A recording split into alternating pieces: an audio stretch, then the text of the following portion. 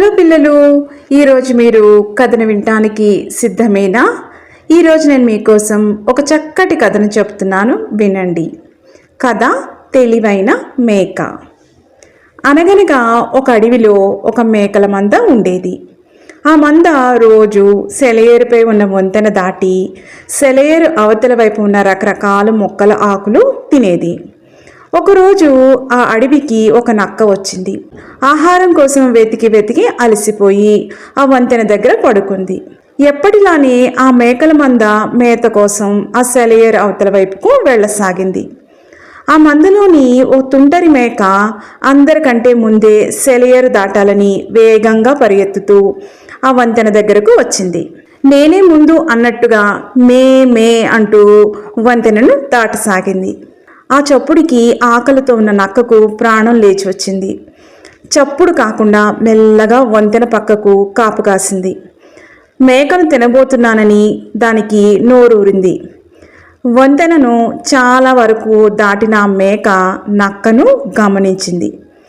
వెనక్కి వెళదామంటే వంతెన సన్నగా ఉంది. వెనక్కు మరలి వెళ్ళడం సాధ్యం కాదు. ఈ విషయం గమనించిన నక్క ఎదురుగా వచ్చి నిలబడింది.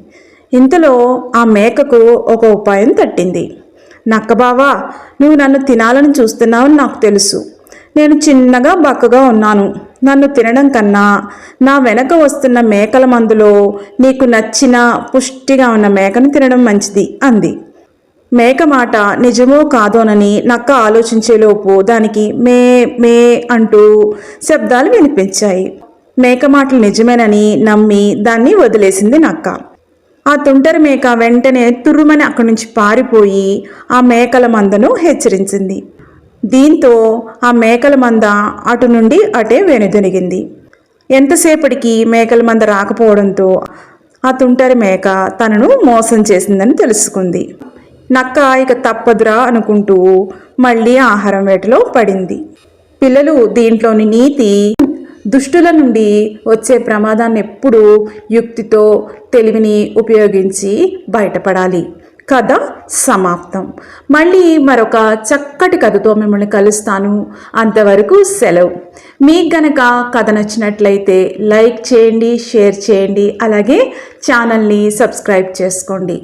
మీ విలువైన కామెంట్లు పెట్టండి. Thank you.